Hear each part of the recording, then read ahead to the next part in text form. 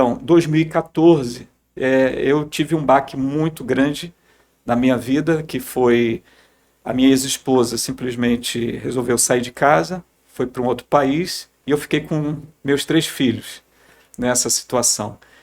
Então, foi assim um momento de um baque emocional muito grande, né?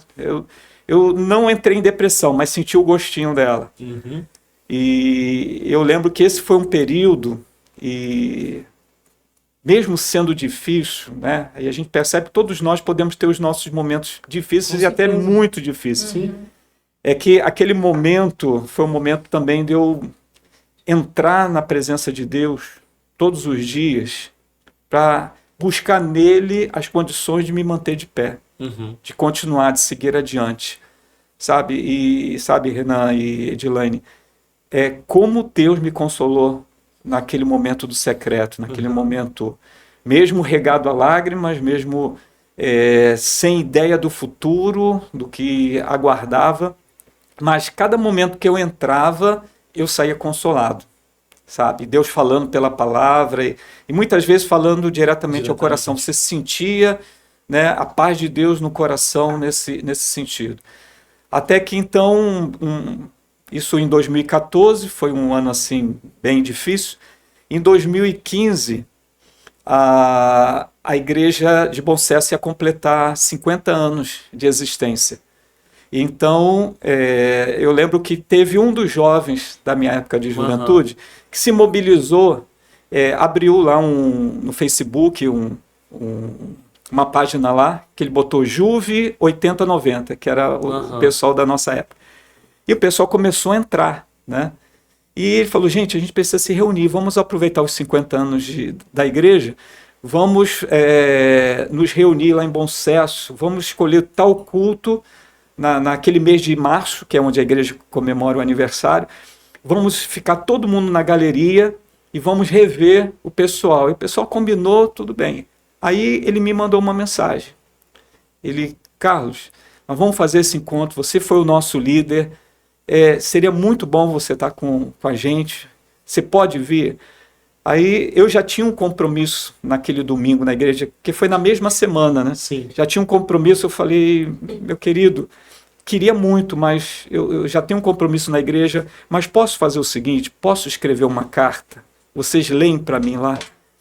E eu escrevi uma carta, contando um pouquinho, né? Já que estaria aquela galera toda lá reunida, contando um pouquinho das aventuras dos retiros, muita coisa que eu tenho guardado na memória.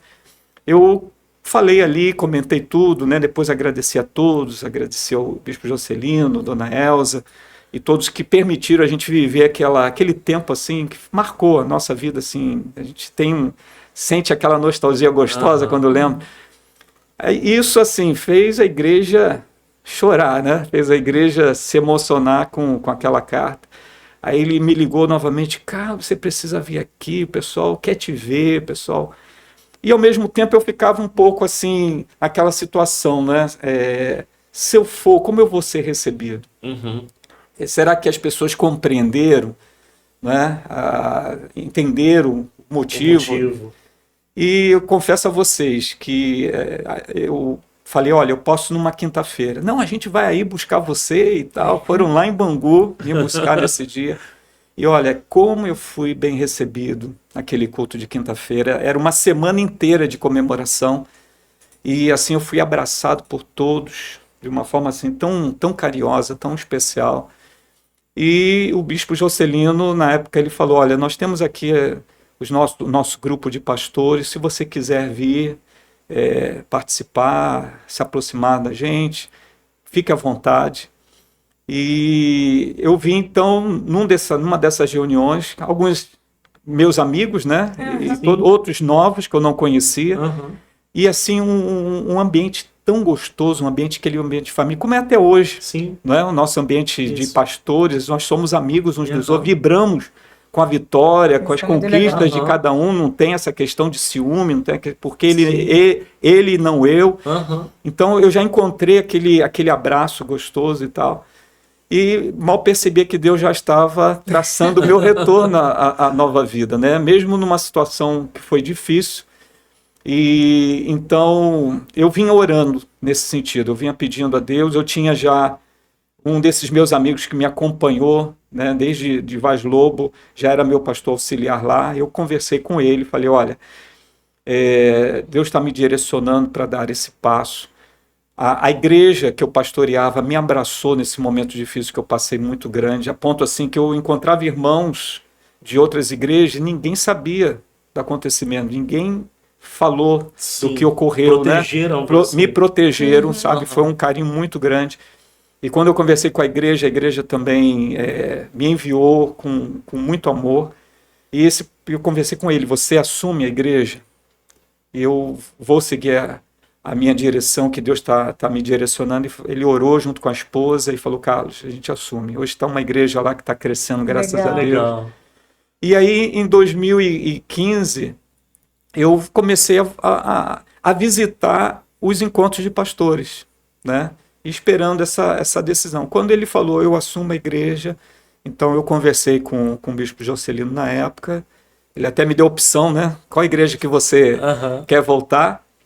Se não fosse Bom Sucesso ser a minha casa, né? Onde eu cresci e tudo, Jacarepaguá seria a segunda opção.